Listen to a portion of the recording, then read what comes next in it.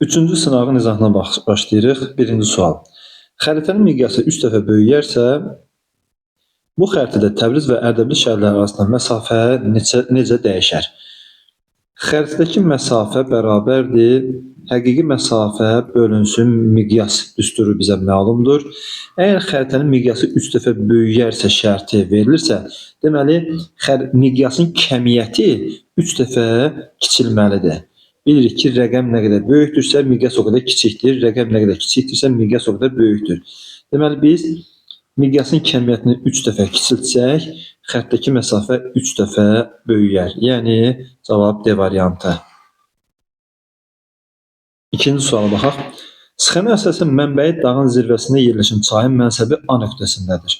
Kəsmə yüksəkliyinin 450 metr, çayın orta meylliyinin isə 0,8 metr bölsün kilometr olduğunu bilərək onun uzunluğunu hesablayaq. Çayın meyilliyi onun düşməsinin uzunluğuna nisbətidir. Deməli, biz dağın zirvəsindən başlayıb A nöqtəsinə qədər gələn çayın öncə düşməsini tapmalıyıq ki, meyilliyinə uyğun onun uzunluğunu hesablaya bilək. A məntəqəsindən dağın zirvəsinə qədər olan məsafəni tapmaq üçün, yəni nisbi hündürlüyü tapmaq üçün öncə daxili horizontal tapılmalıdır. Biz də bilirik ki, daxili horizontal zirvədən kiçik olub, kəsmə yüksəkliyinə qalıqsız bölünən ilk horizontaldır. 2440 metrdən kiçik olub 450-yə qalıqsız bölünən ilk rəqəm 2250 metrdir. Bunun necə tapıldığını əvvəlki videolarımızdan demişik.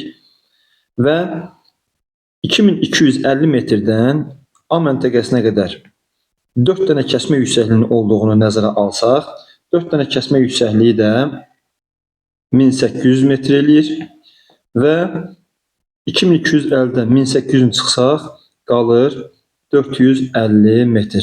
Deməli, A məntəqəsinin hündürlüyü 450 metrdir. Və əgər çay zirvədən A məntəqəsinə qədər gəlirsə, deməli, onun düşməsi 2440-dan 450-nin çıxılması ilə tapılacaq. Bu da eləyir 1990 metr. Çayın meyilliyi də 0,8 metr bölsün kilometr olduğu verilib. 0,8 bərabərdir düşmənin uzunluğa nisbəti. Yəni 1990 bölünsün L. Yəni burada L bərabərdir 2487,5 kilometr. Cavab C variantı. Üçüncü suala baxaq. Yer kürəsinin orbit müstəvisinin meyillik bucağının dəyişməsi nəticəsində şimal və cənub qütb dairələrinin arasındakı ən qısa məsafə 1 bölünsün 60 milyon miqyas xəritədə 26,64 cm olmuşdur. Bunu nəzərə alaraq aşağıdakı fikirlərdən hansının doğru olduğunu müəyyən edək. Bunun üçün biz əvvəla qütb dairələrinin neçə dərəcə coğrafi enlikdən keçdiyini tapmalıyıq. Onların arasındakı məsafəni miqyasa və xəttdəki uzunluğa görə tapası olsaq, miqyası kilometr çevirmək üçün 5 dənə 0 silirik, qalır 600. 600 kilometri vururuq 26,64 santimetrə. Cavabımız 15984 kilometr eləyir. Və bu 15984 kilometrin neçə dərəcə olduğunu bilməkdən ötürü onu 111'e bölürük və cavabımız olur 144 dərəcə. Qütb dairələri ekvatora nəzərən simmetrik olduğuna görə 144 dərəcənin yarısı olur 72 dərəcə şimal və 72 dərəcə cənub. Artıq bizə məlumdur ki, qütb dairələri 72 dərəcədən keçir. Və bizə bu da məlumdur ki, əgər qütb dairələrinin coğrafi enliyi artırsa, qütb dairələrinin coğrafi enliyi o qədər azalır.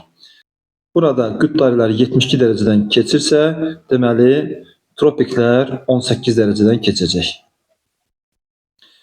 Tropik və qütb işıqlama quşaqları daralır, mülayim işıqlama quşağı isə genişlənir. Eyni zamanda qütb dairələri qütbə doğru hərəkət elədiyinə görə 1 dərəcəli paralel qövslərin uzunluğu kiçilir. Tropiklər ekvatora doğru gəldiyinə görə 1 dərəcəli paralel qövslərin uzunluğu böyüyür. Birinci şərtə baxaq. Bakı şəhərinə yay günlərinin günorta vaxtı günəş şüalarının düşmə bucağı 68 dərəcəyə bərabər olar.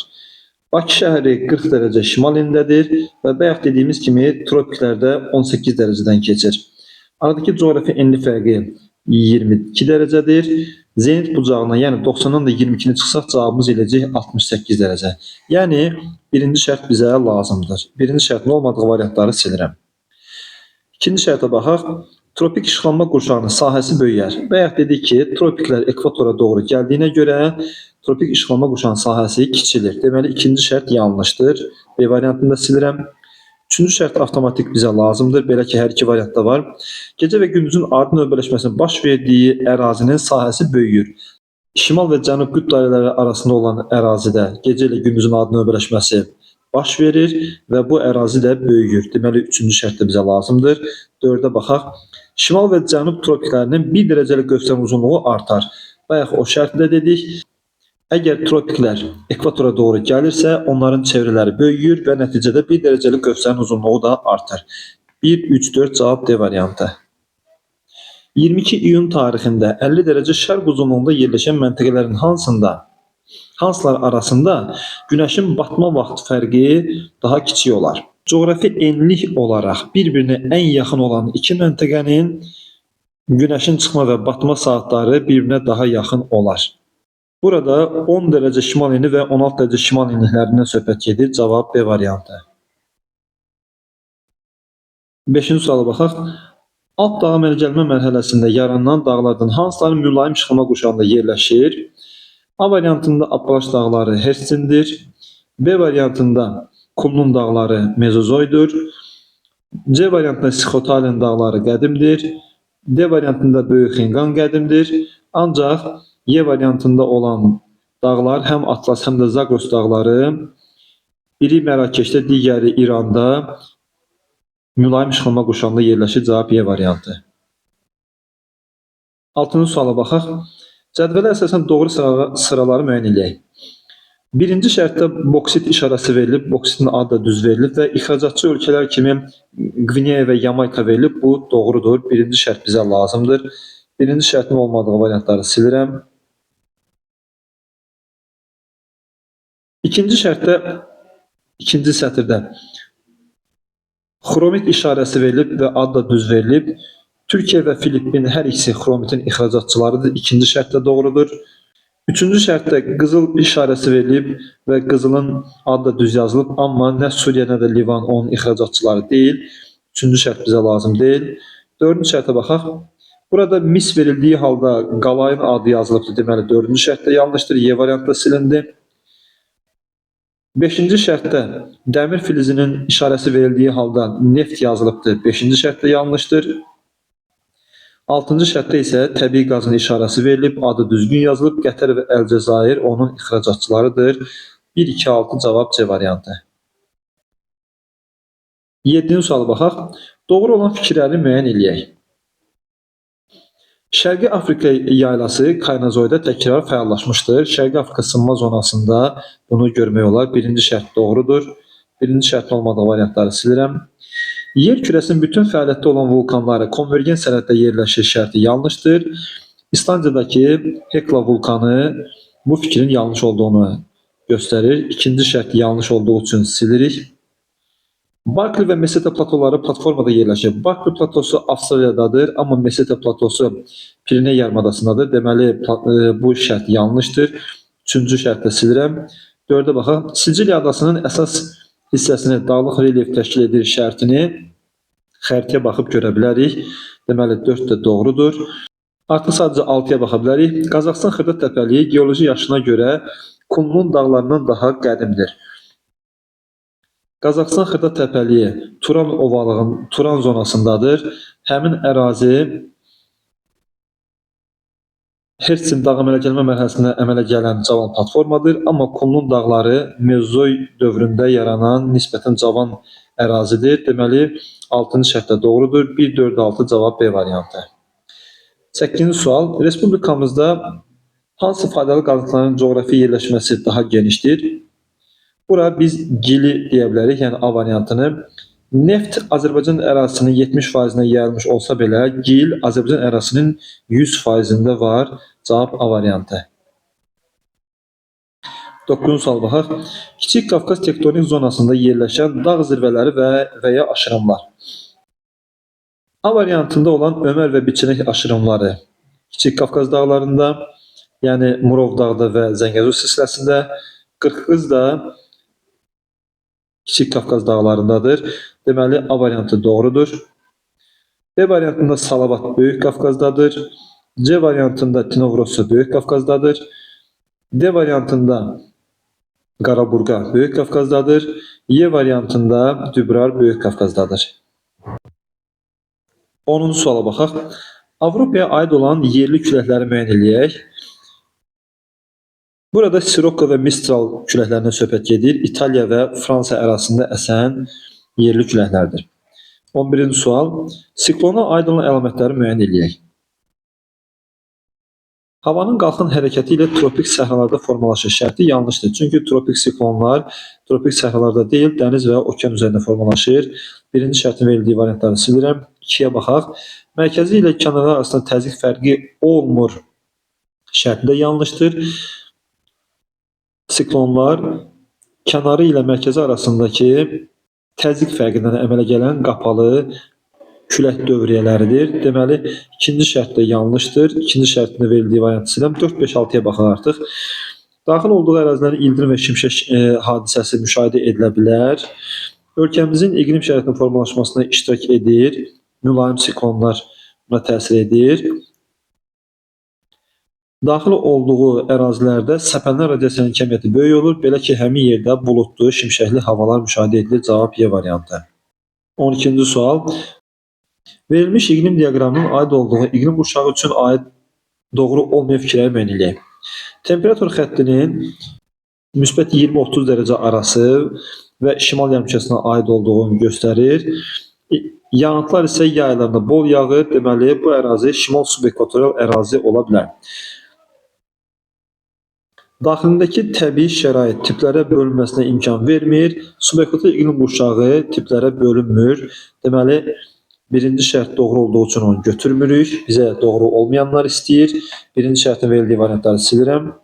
Yayıldığı ərazilərdə dəyişkən rütubətli meşələr, savana və seyrək meşələr təbii zonası formalaşmışdır. Şərti də doğrudur və biz onu götürmürük. Y variantı da silinər.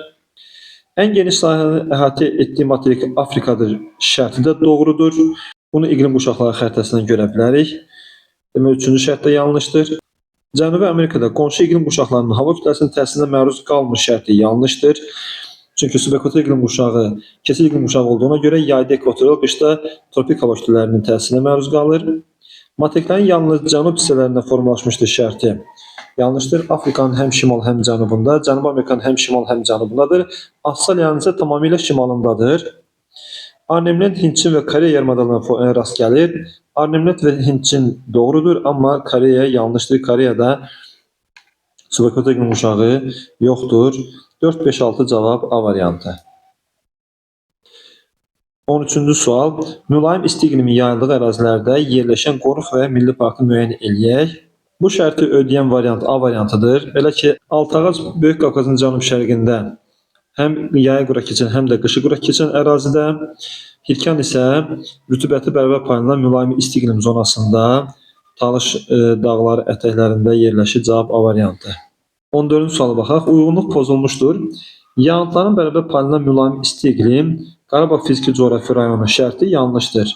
Orada qışı qura keçən mülayim isti iqlim var, amma yağıntılara bərabər paylanan mülayim isti iqlim yoxdur. Cavab A variantı. 15-ci suala baxaq. Xəritə sxemi əsasən rəqəmlərlə müvafiq gələn su hövzələri müəyyən eləyək. 1 rəqəmi ilə Bakbo və ya Tonkin körfəzi verilib. 2 rəqəmi ilə Siam körfəzi, 3 rəqəmi ilə Malakka boğazı və 4 rəqəmi ilə Sulu dənizi göstərilib. Cavab B variantı.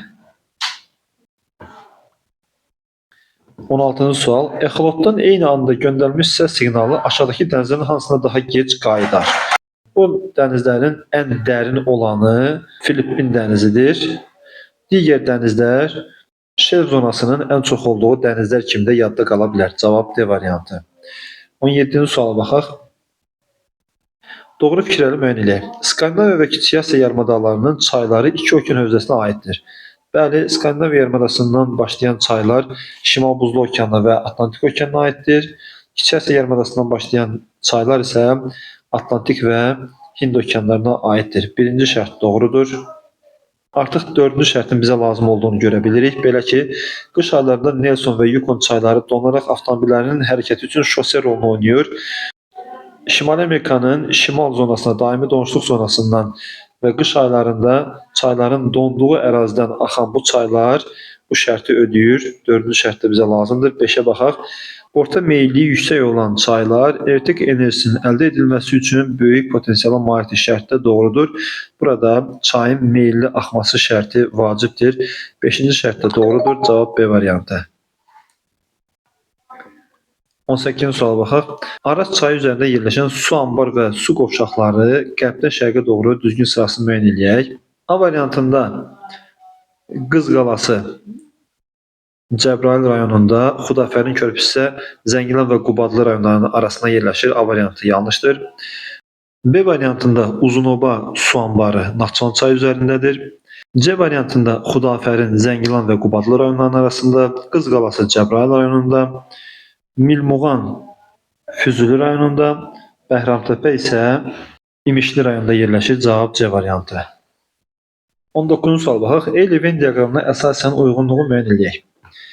Yerləşdiyi fiziki coğrafi rayonda 4-cü dövr süxuruna rast gəlinir. Ağzıbirçala gölü Böyük Qafqazın şərqində, Acnohor Qanğayri çayda, Böyük Alagöllər isə vulkanik yaylada yerləşir və hər birində 4-cü dövr süxurlarına rast gəlinir. Deməli, ikinciyə 1 şərti. İkinciyə 1.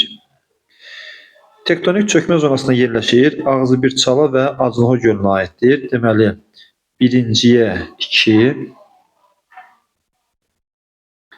Yerləşdiyi təbii vilayətdə qışı quraq keçən soyuq iqlim yağıntipi yayılmışdır şərti. Üçüncüyə aiddir. Yəni Ağzıbirçalanın olduğu Böyük Qafqazda, bir də Böyük Alagölünün yerləşdiyi Kiçik Qafqazda qışı quraq keçən soyuq iqlim var. İqlim quşaqları, iqlim tipləri xəritəsində 7 rəqəmi ilə verilib. Yəni üçüncüyə 3. Və tektonik mənşəli göldür. Burada Acnohor və Böyük Alagöldən söhbət gedir. Dördüncüyə 4. Cavab C variantı. 20-ci sual baxaq. Daxili axarsız hövzənin daha kiçik sahə tutduğu materik. Burada söhbət Cənubi Amerikadan gedir.